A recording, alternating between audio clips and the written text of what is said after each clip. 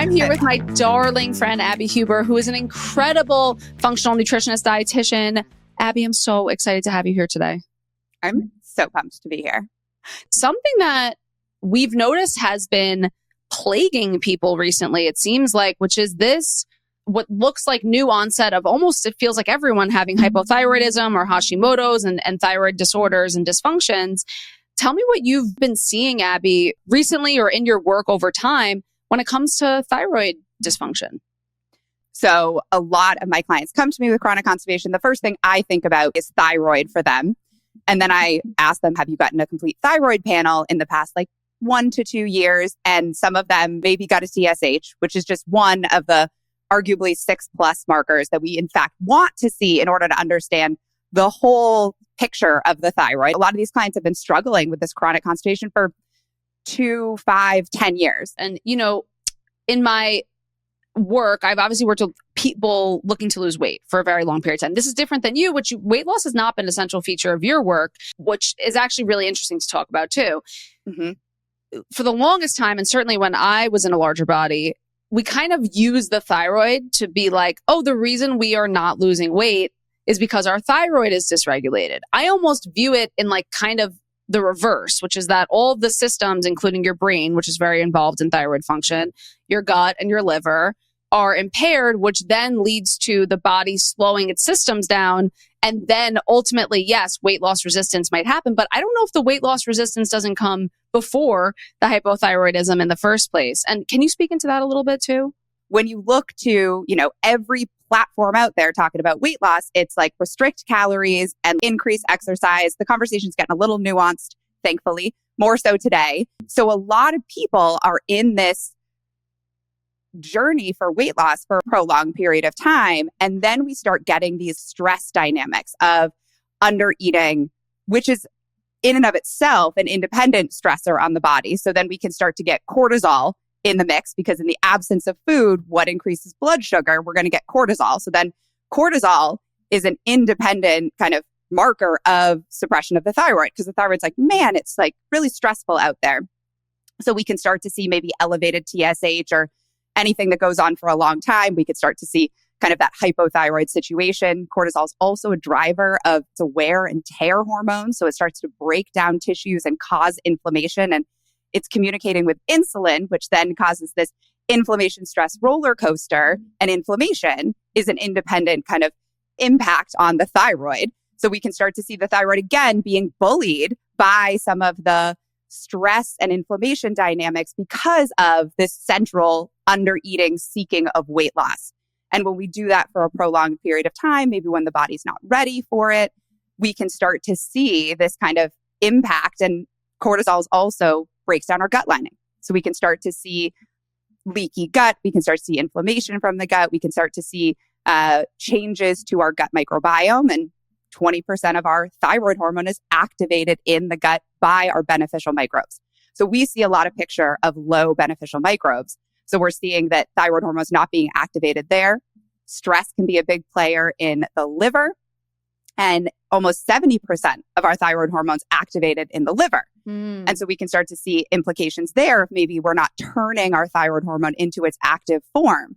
And so we start to see just this one kind of tsunami wave kind of coming over the body and how many different dynamics it can start to implicate. But then it can be really challenging when you're like, okay, I hear you, but I still want to lose weight. So what do I do now?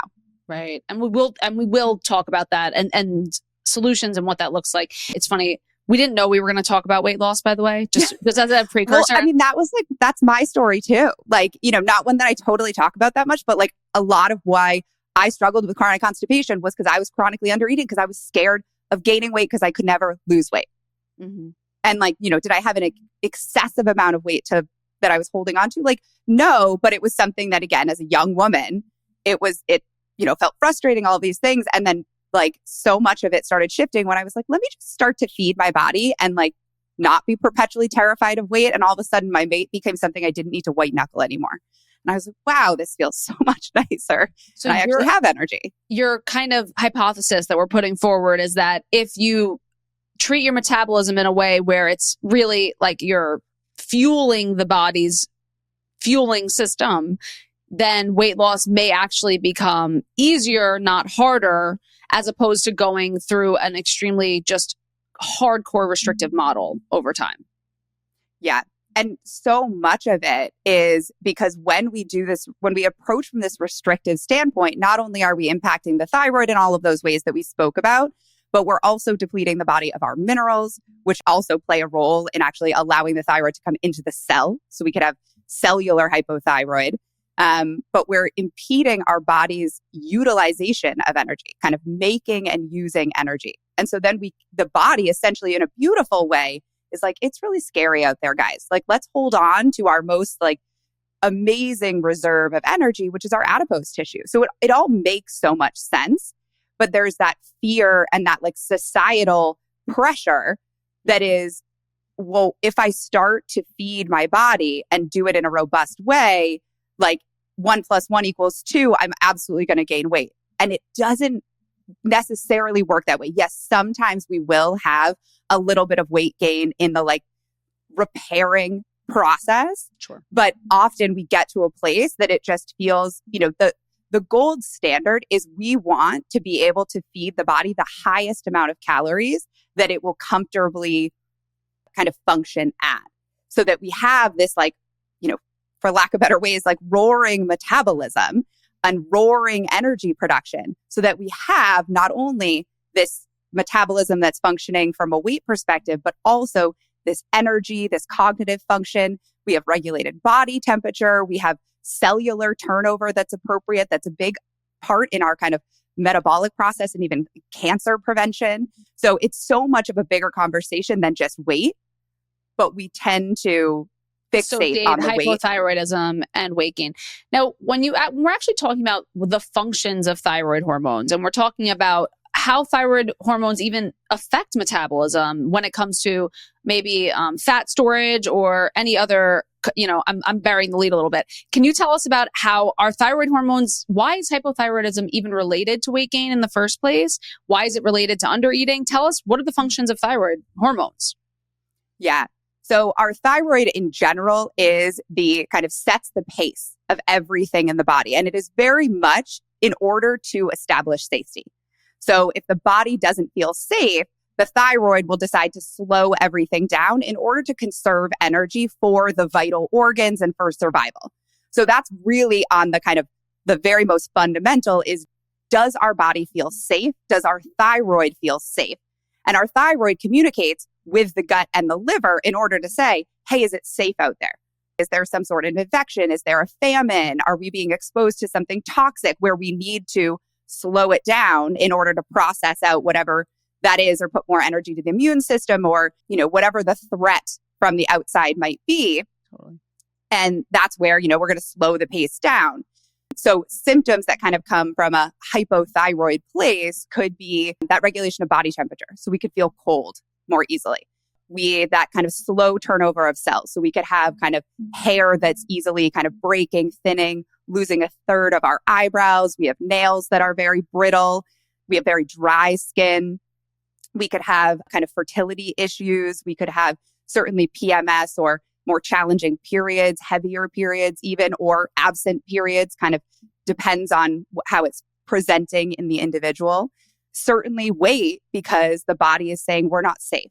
And our adipose cells are our storage containers of energy that, the only reason why the human race is still alive today is because we have this beautiful ability to store weight, to store just energy that's waiting to be used is really like what it is. And so that's where the thyroid's like, hey, not safe out there. The liver's telling me, the gut's telling me, the famine's telling me. So let's slow things down and let's put more into our reserves. It's like, anybody that's got a, second refrigerator or second freezer, you're like, I'm just putting those away for a rainy day. And we feel safe because of it. Totally. So kind of very same perspective. We can have sleeping challenges. We can have fatigue because we're slowing down energy. We can have memory issues, cognitive function.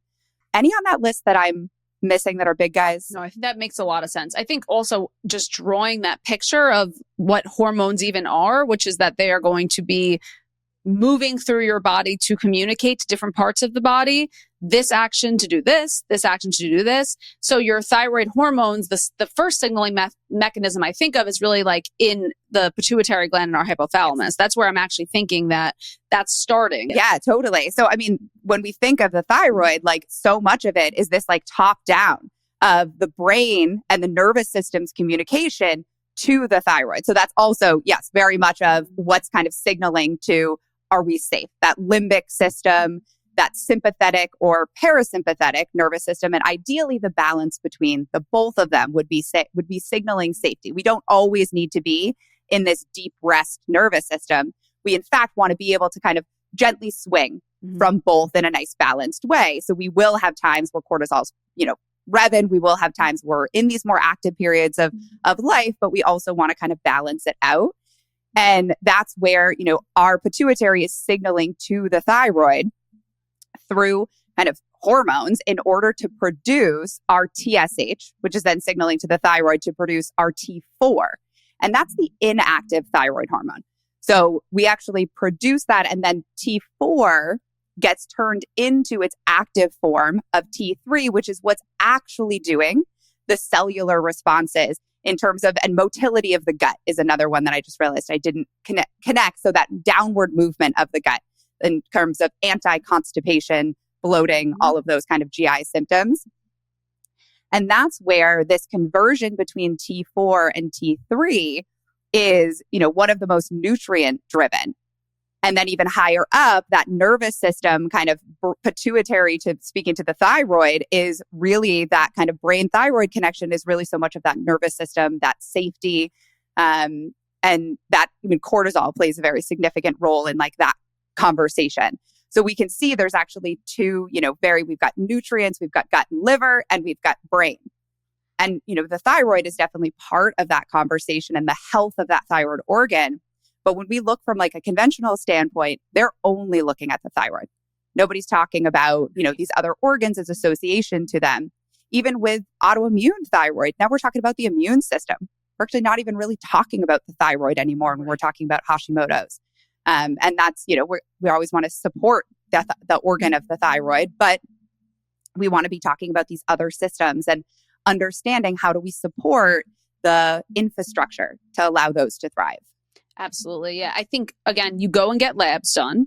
We get this number, this TSH, and we can talk a little bit more about the kind of numbers that doctors run, what the clinical conventional ranges are versus functional. But typically people will go to a doctor's office, get their thyroid numbers one. It will be the TSH, which is kind of like the gold standard for thyroid function, which TSH is really a reflection of brain signaling how much thyroid you actually need to produce more than the actual active thyroid available for your body to use or to send those signals, which is really not what people would expect, I would think. Can you talk a little bit more about TSH specifically? Yeah. So we're really just talking about like, how's your brain's conversation with the thyroid?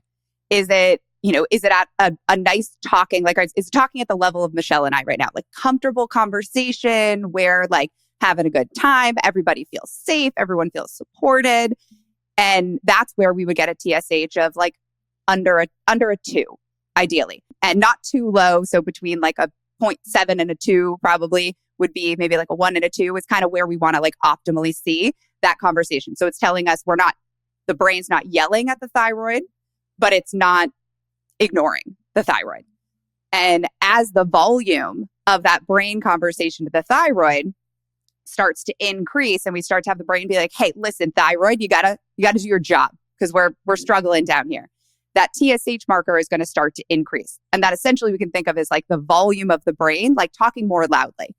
And one of the big differences in the conventional and functional roles kind of worlds is that we start in the functional world, we start to get more curious about that brain thyroid conversation when that marker's going over a 2, over a 2.5, and there's present thyroid symptoms. So we've got that constipation, that cold, that loss of third of eyebrow or that thinning hair. We've got a couple, maybe 3+, 5+ of those kind of hypothyroid symptoms.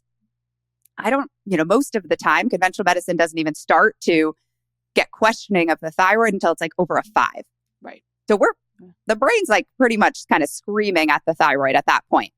And unfortunately, the very conventional treatment is very much the same, is really just, okay, thyroid hormone. Like they're not really even concerned with what the rest of the markers are because the treatment never changes. It doesn't change if there's antibodies. It doesn't change if T3 is low. It doesn't change if reverse T3 is high. It doesn't change if any of these other markers are giving us actually a tremendous amount more of information as to how we can more eloquently support the body so that we don't need to rely on this outside medication. We can actually get the body back online and make it so that we can actually have this endogenous hormone production in the very way that we're put together.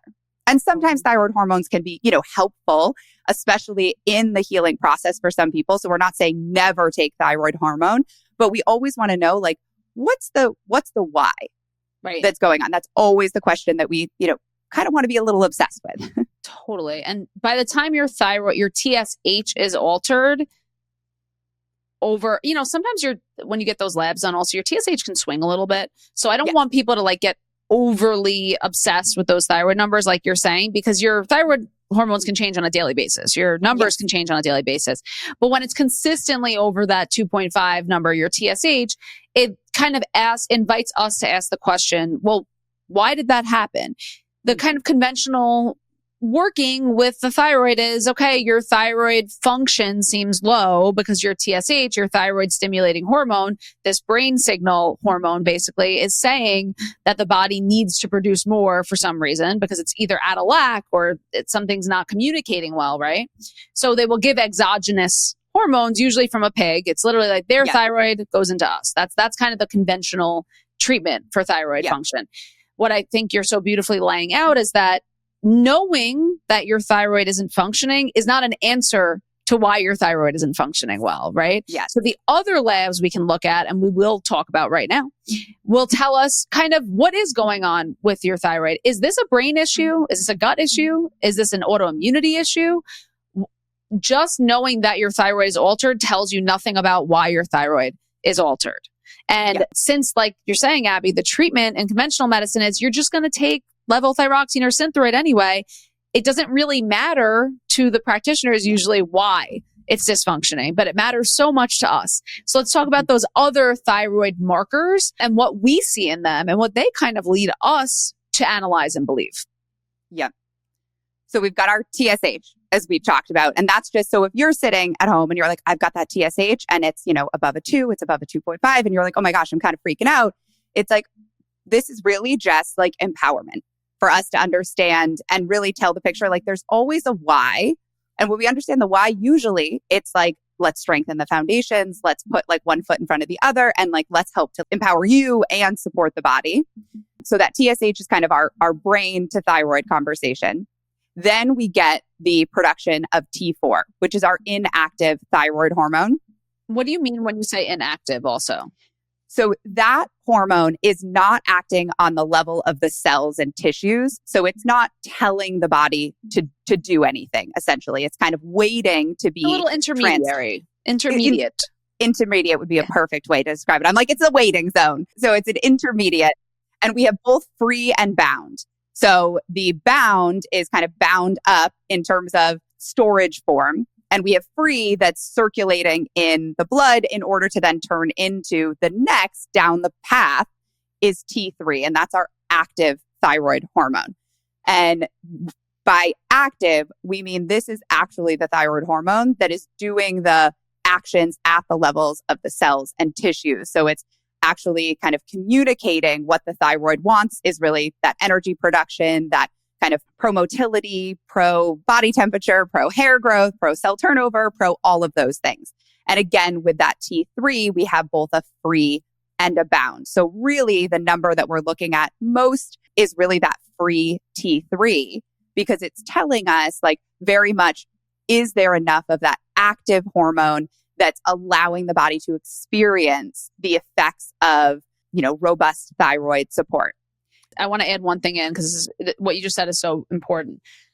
So again, it's not only that when looking at conventional lab ranges, the numbers are going to be different than looking from a functional perspective. We're actually looking at different numbers usually as well and different markers. So whereby when getting a kind of non-comprehensive thyroid panel, you might be getting your TSH and then you might be getting your total T4, like you're saying, bound versus unbound, or your total T3. A lot of functional dietitians, we're not so interested in that information because we really want to understand, again, that free T3 or that free T4 to understand like what is actually active, unbound, and communicating with the rest of your body, essentially. So it's not only, again, that those ranges might be different, but we're looking at totally different numbers. And I say this to clients a lot. I'm like, if you give me just a TSH without the context of a lot of other numbers, it doesn't mean that much to me. Like these labs are so important to have in context. So even if your TSH was a 3 or something, and you started freaking out, you still don't know where it's from and you still don't know the context. So free T3 is definitely a number that we're looking at in this thyroid context amongst many, many others. So Abby, if you saw someone's, let's call it total T4 or even free T4 was very low or very high, and then you saw someone's total T3 or free T3 was low or high, what information can you get from the comparison between those two numbers? Yep. So that's going to be telling us, like, are we based on T4? So let's just talk about free T4 for the moment. So free T4, so that's the intermediary hanging out, kind of waiting to be turned in that active form. Let's say that's low. We'd be thinking, okay, well, now we need to look above the chain. So we're talking about the thyroid's producing T4. So now I'm going to look up to the brain and I'm going to say, hey, what's that TSH? Is that TSH, like high? So it's talking in that kind of like almost a yell to that thyroid hormone. And then we're thinking of like, oh, what's the nervous system doing? What's the cortisol doing? This is like, might be a stress dynamic because there's a loud, kind of brain conversation trying to get the thyroid to produce more T4. And we're really not getting much production. So we also are thinking about undereating there too. Is that a stressor? Is there a, over-exercise, under-eating pattern? Is there stressed nervous system pattern? So we always want to look up and then we start to look down too, to say, okay, if we've got this kind of low free T4, that intermediary hormone, let's look down to the T3 and see, is it being converted? Is T3 even being produced in an efficient manner? And let's say that's also low, because that's a picture I see quite often. Low free T4 and low free T3. That's telling us that, well, A, we don't have a lot of the intermediary to convert from. So that makes sense. And then we don't have a lot of this active thyroid hormone. So we're thinking, okay, maybe there's some, overall lack of calories coming in or lack of macronutrients, particularly our proteins and our carbohydrates.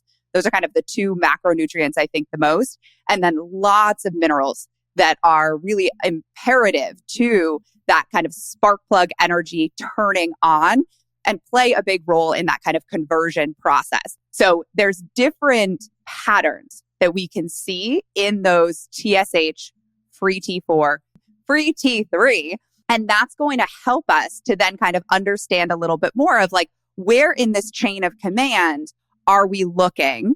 And, and what is it that we then get to look at from the client's perspective? Because we've got the food logs. We've got the, in-depth conversation that we've had with them. We understand our clients because we spend, a tremendous amount of time taking the time and the energy, and we're able to put a bigger picture together of not just jumping to, hey, let's give you thyroid hormone, but it's like, hey, let's actually start to shift some lifestyle. Let's start to shift some nutrition. Let's start to, maybe bring in some food-based support and maybe some targeted supplements too, in order to re-inspire the safety that is lacking in that low production in this, example.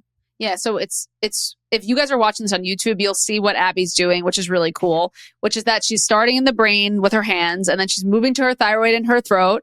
And then she's moving down to her gut when she's talking about it. So what's really cool about getting thyroid labs that are more comprehensive, if you're having reverse T3, free T3, TSH, and then you're running some antibody tests, is we can kind of see in it what step in the process things are getting a little funky usually. So that's what's really, I think, special about running these more comprehensive labs is that a well-trained practitioner can see, oh, you're not actually converting your free T4 to your free T3.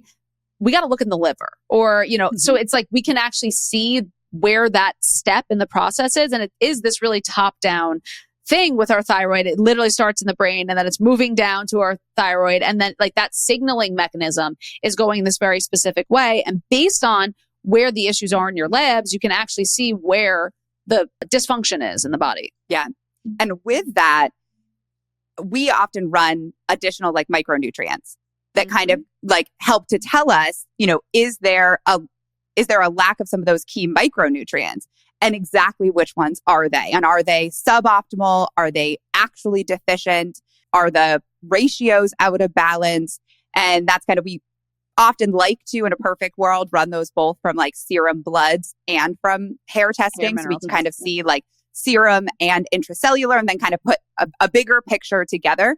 But then it's really helping us to kind of select specific foods, as well as kind of understand, all right, do we need some supplements to help us to like get up and running a little bit more quickly and efficiently, especially if this person is struggling with chronic constipation or chronic GI symptoms, where we're thinking, well, hey, I could feed them all I want, but is there a challenge with us actually digesting and absorbing and assimilating those nutrients? And is that part of what maybe got us here in the first place, or a little, piece of that? So sometimes we actually have to say like, okay, now we've got an idea of what's going on in the thyroid, but now I need to actually spend some time working on the gut so that this client can actually start eating enough food. Because certainly anybody that I'm talking to out there who's like, yeah, I'm chronically constipated, and the idea of eating a full day of food like feels really challenging, or someone that's chronically bloated or has chronic loose stool, or like, any of these dynamics where it's like food's not fun.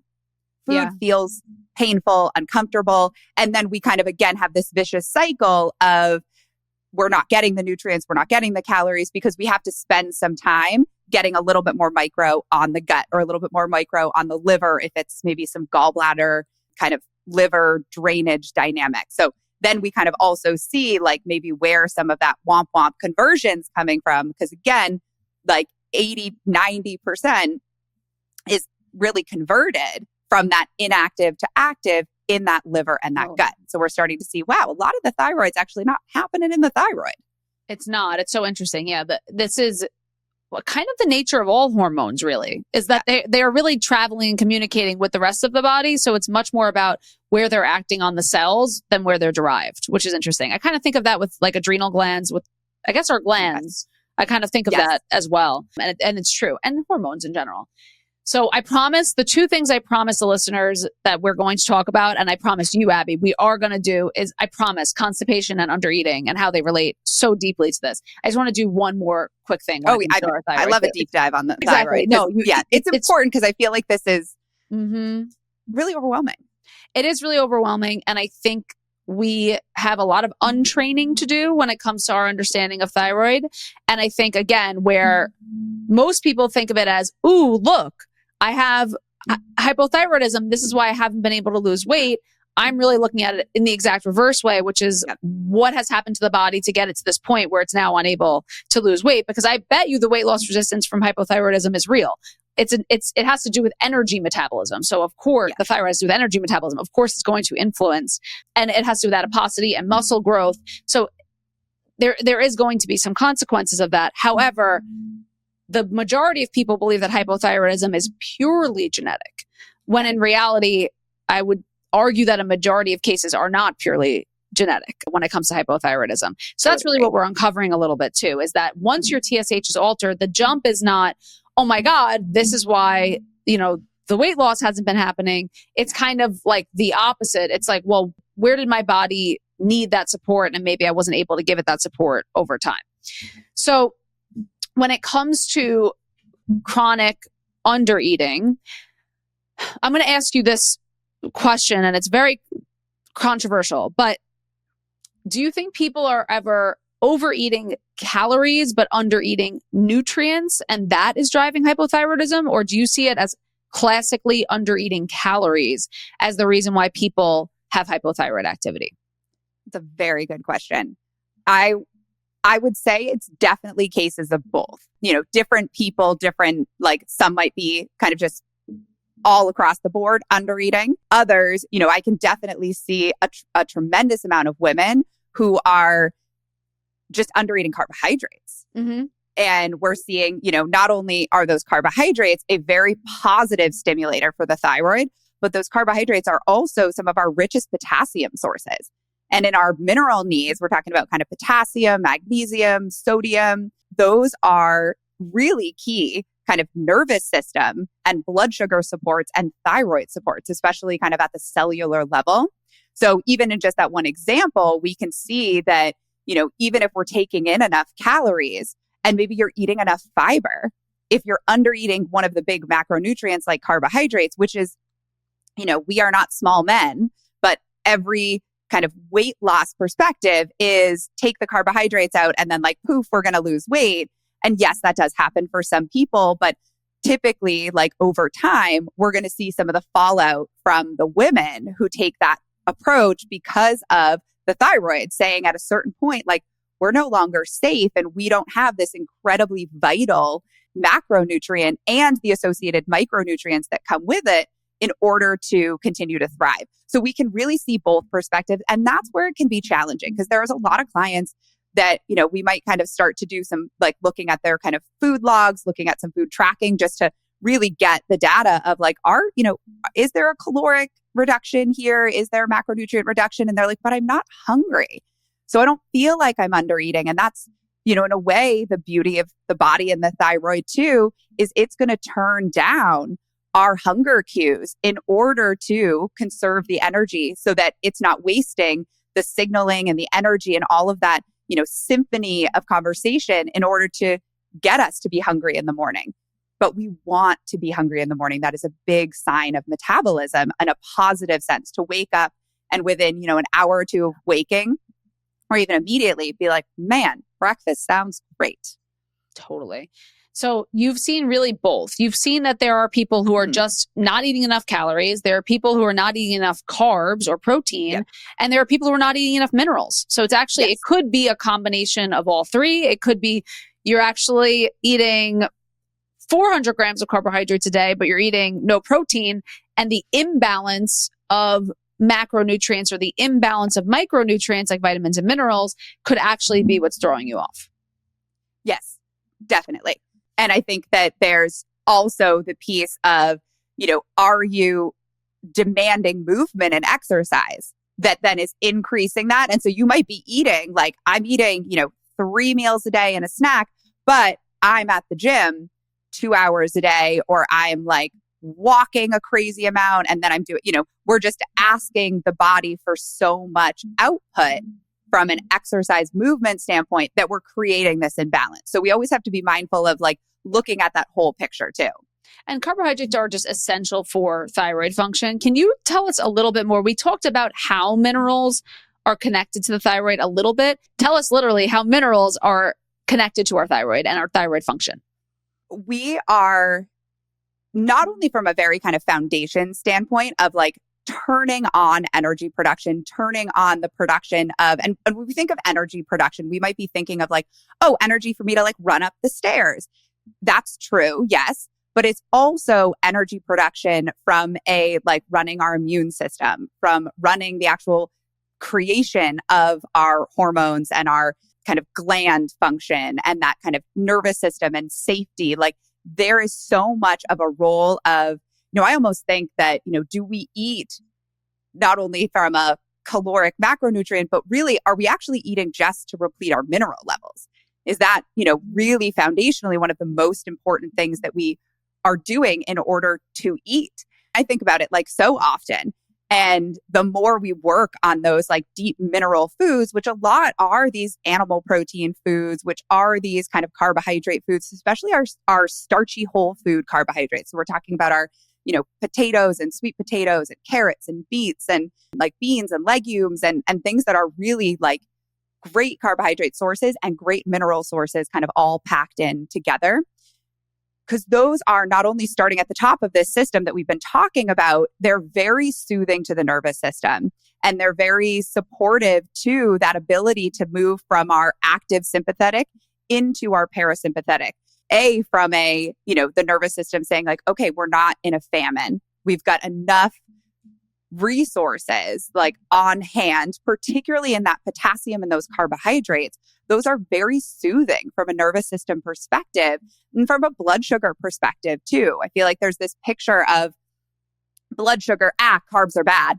Like I posted a date the other day on my story. I love like dates and almond butter with chocolate chips in them. It's literally my favorite thing ever. And I love them before the gym, but then also just like in the middle of the day, I'm like, sweet treat. And I got so many DMs of like, the question basically was, are we allowed to eat those? I thought those were too high carb.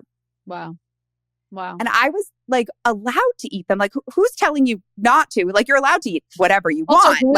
Who's your overlord? Who says? Well, exactly. I was like, who's talking about no dates? And like, who's like governing this this date piece? Who's governing the like overall messaging we get? Who's the boss here? We'd love to talk to the boss. Yeah. Seriously, I was like, he's fired. That's exactly.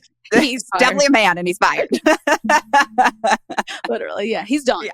The guy. Yeah, exactly. It's a fitness bro and we know who it is. Okay. Let's be honest. Seriously. And so this idea that like carbohydrates mean high blood sugar, mean like all of these things. And it's like, that's just not true. Like we actually see a lot more of this imbalance in blood sugar with this low carb approach, particularly in women.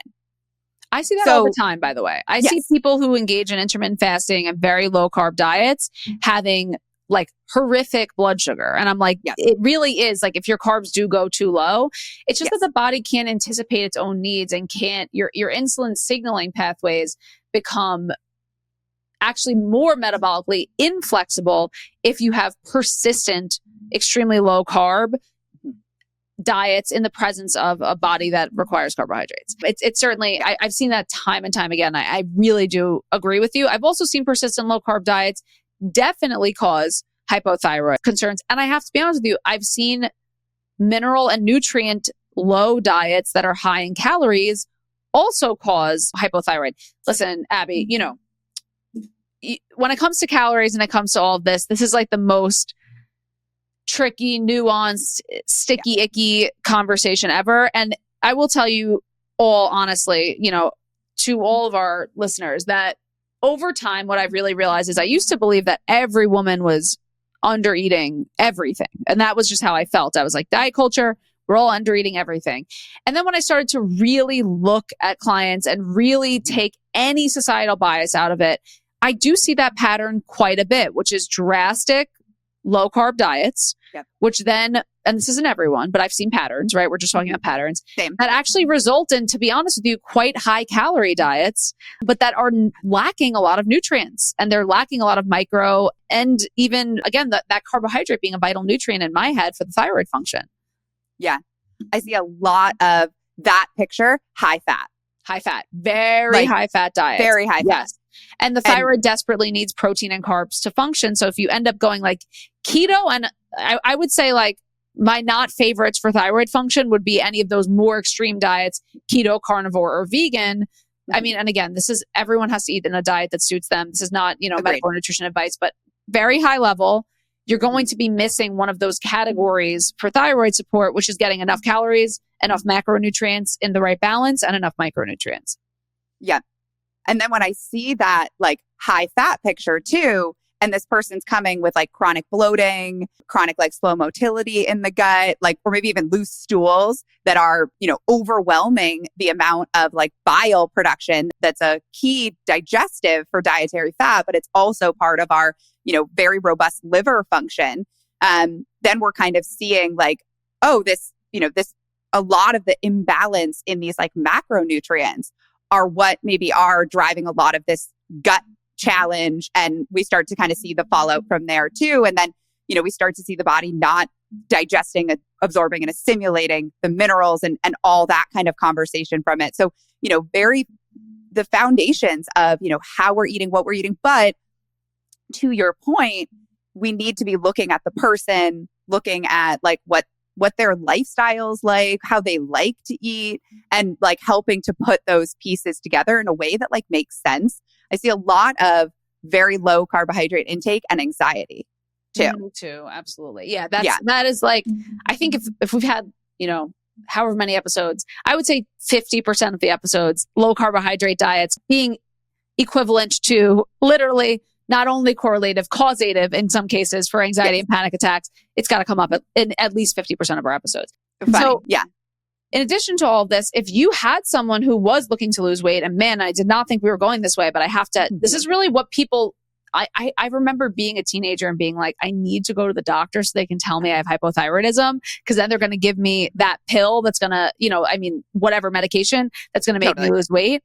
If someone was looking to lose weight and had hypothyroidism, it doesn't sound like, and I would agree with you, calorie restriction is the first place you're going. What's that kind of process? What does that look like for you if you were working with a client? And again, weight loss doesn't even have to be a primary goal, but it's somewhere in their head.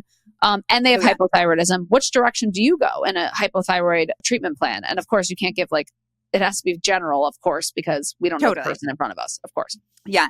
And we have a lot of clients that come to us with one of their goals is weight loss. We're just very straightforward of saying during our more acute work together, you might lose weight during the process. Eventually we know your body, our goal is for your body's just going to kind of figure it out and you're not going to have to white knuckle this.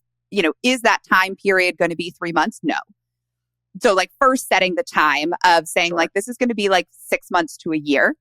And maybe at that 6 month or maybe at that year mark, you're going to start to see weight shifts in the direction that you're, aiming. But leading up to that, we're not looking at that as a marker of our success. We're going to be looking at your energy, your bowel movements, your, skin, and that skin's more on a 6 month basis. We're going to be looking at, your sleep patterns, your PMS. Those are actually going to be the indicators that are going to be telling us that we're getting success in your treatment protocol way earlier than any changes in weight.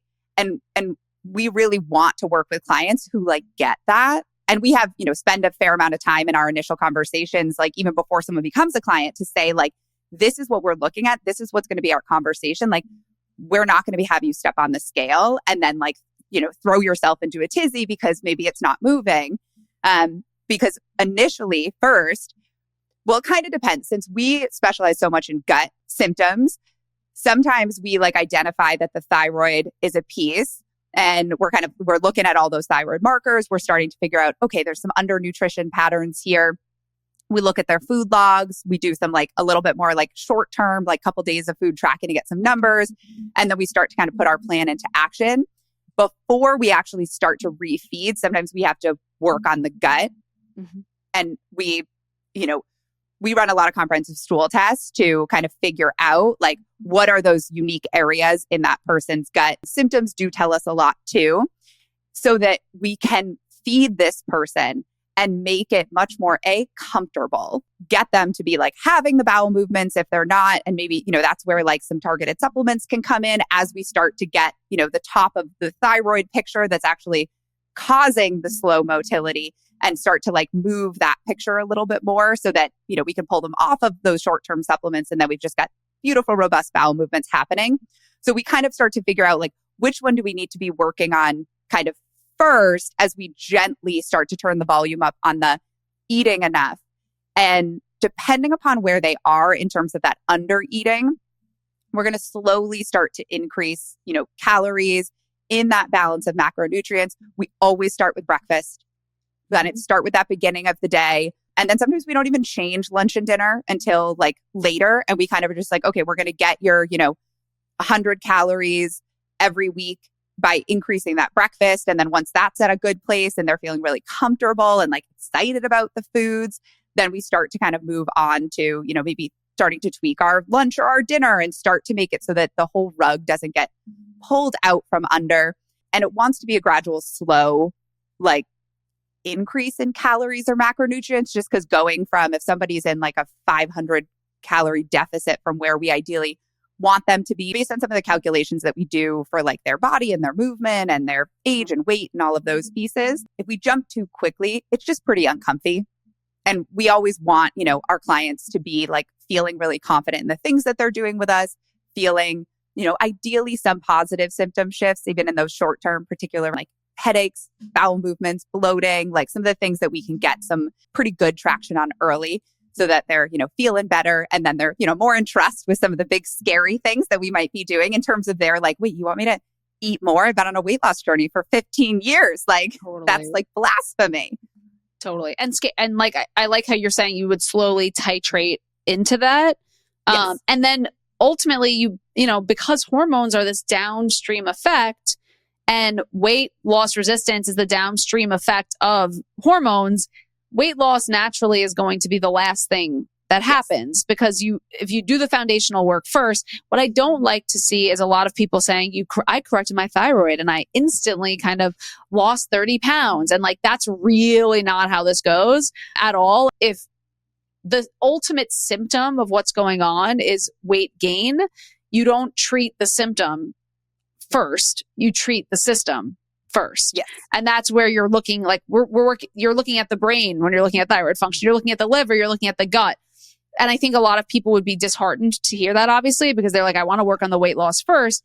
But the system feeling like it has enough nutrients and fuel and safety to run properly really does have to come first for the downstream effect of that corrective mechanism. Unfortunately, of your metabolism being corrected, which I am saying unfortunately because I'm aware that people do not want that process.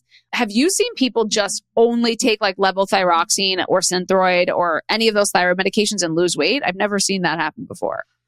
I think it's very temporary.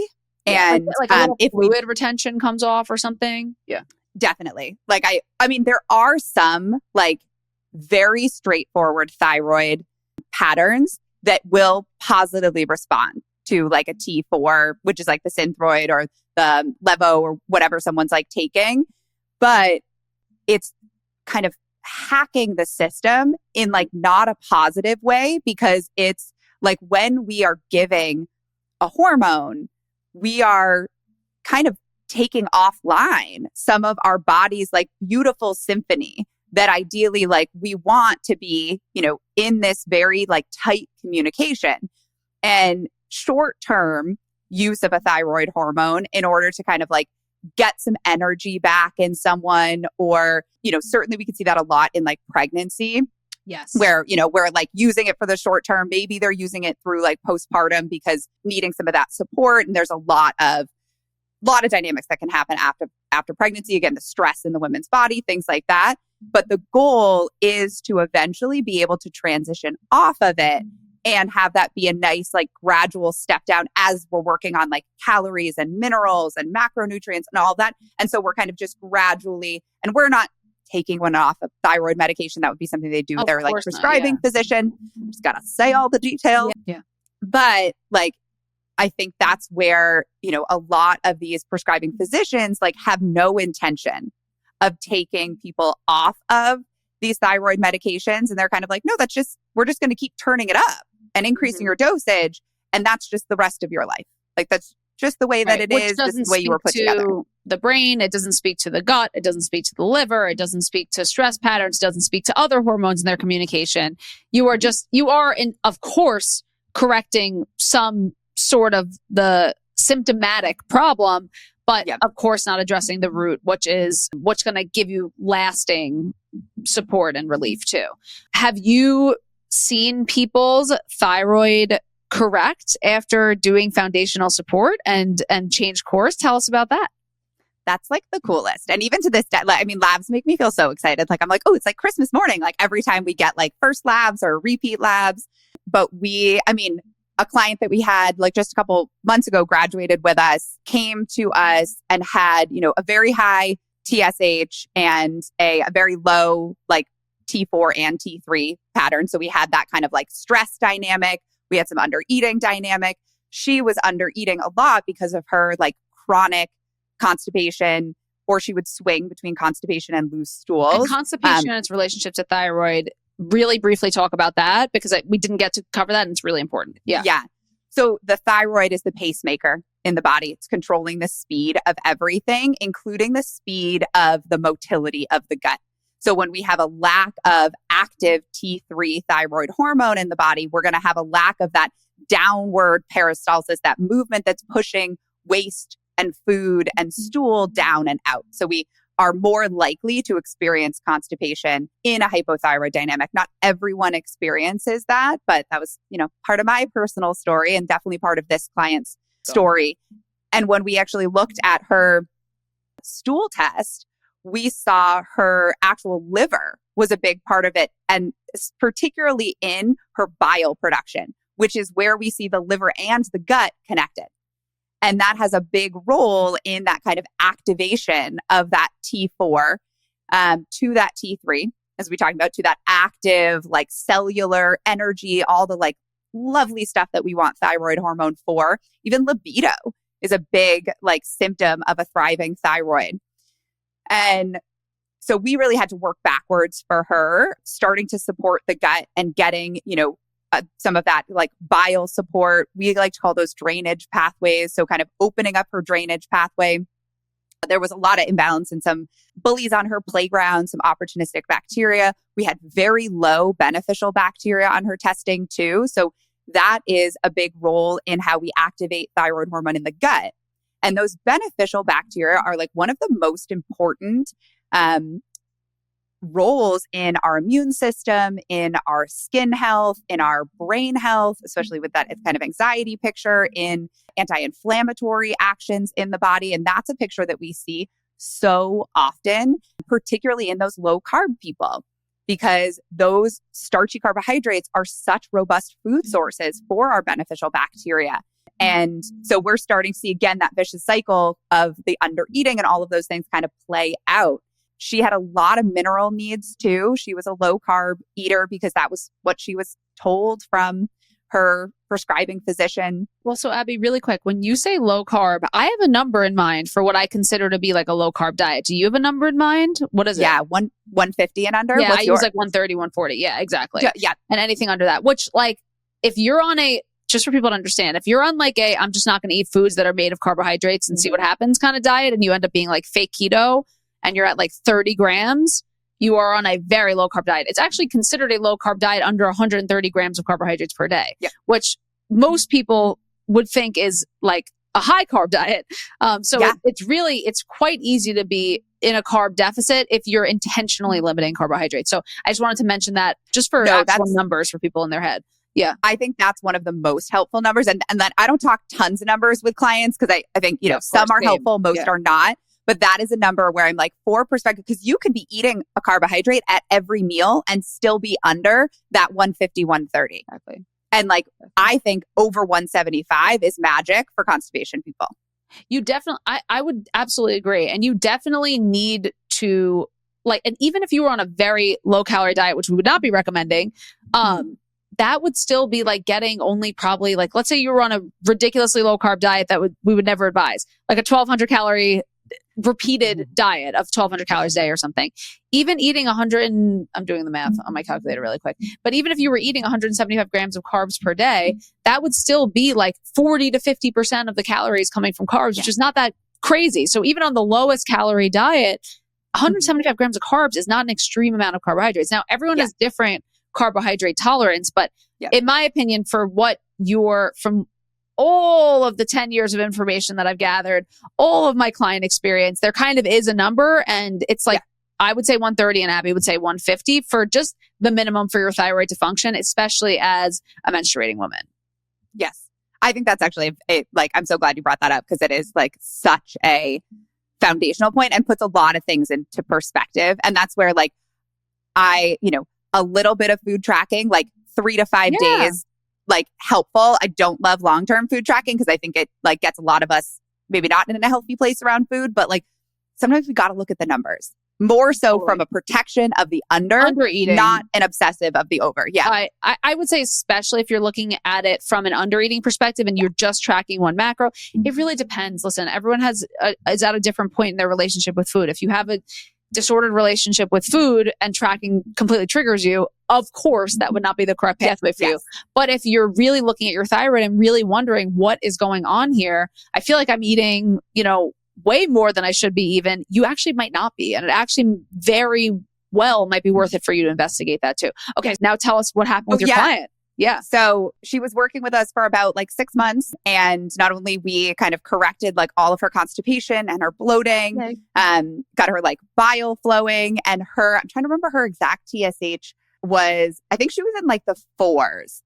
And I think this testing was only a couple months apart because she messaged us like so excited, and that her physician who was running some of her bloods at that point, because we were just doing like follow-up markers, was like, this is like, we wanted to retest because he was like, this has gone down too fast. I didn't expect it to go down this fast. And she's like, well, I'm not just working with you, bud. Like I'm working with some other people. And yeah, it went down into, I think it's still now in like the high 2s, but to go down like 2 full like units, 2 full marks on a thyroid for a TSH is pretty like significant in, I think it was like a 3-month period where it was like a lot of, and she had a pretty stressful job and would go long periods without eating. So it was a lot of like helping to, brainstorm like, okay, I know your days are busy. Like, how do we get lunch? So we started doing some meal prep. We started, really simplifying some of her meals to say like, they don't all need to be these like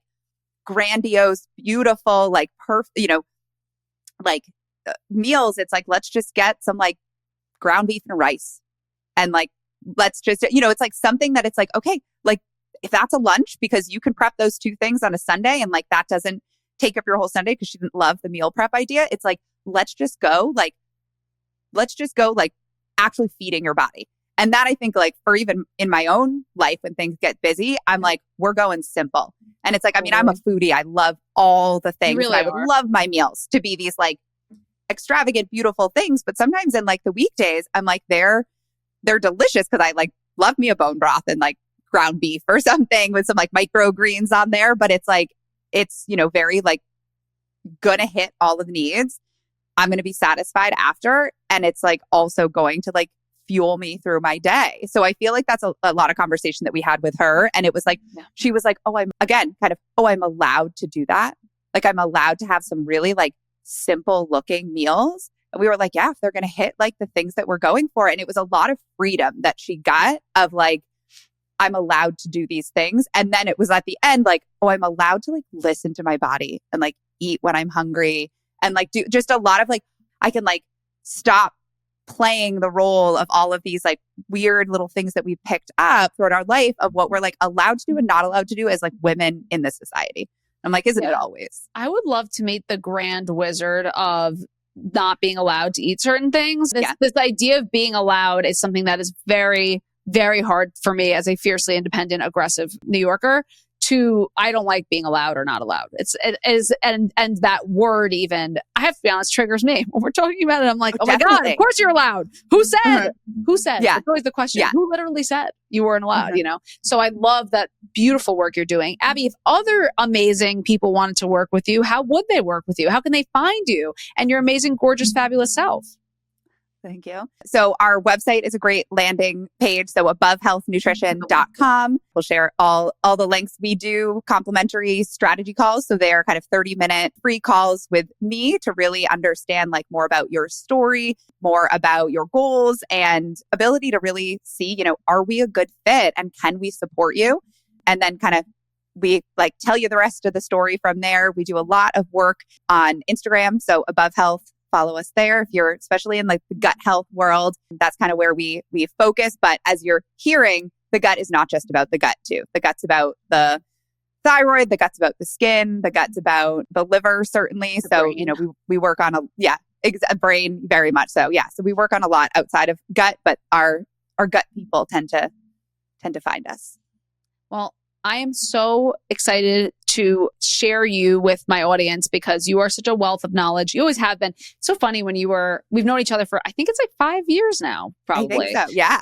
And when you were talking about like how you love bone broth, I'm like, it's just, Abby is so Abby still. I love when people are like, Abby is almost like a caricature of Abby because you're the most true, authentic, always been the same, but still very spiritually evolved and like amazing person. And I just love how Abby you are. I have to be honest with you. And I know that there's so many people listening who could benefit so much from your services. So please check Abby out. The fact that she has a free strategy call is like insane and amazing to really determine if you guys are a fit. You will be obsessed with Abby like I am. Thank you so much for coming on and sharing your wealth of knowledge. Thanks so much for having me.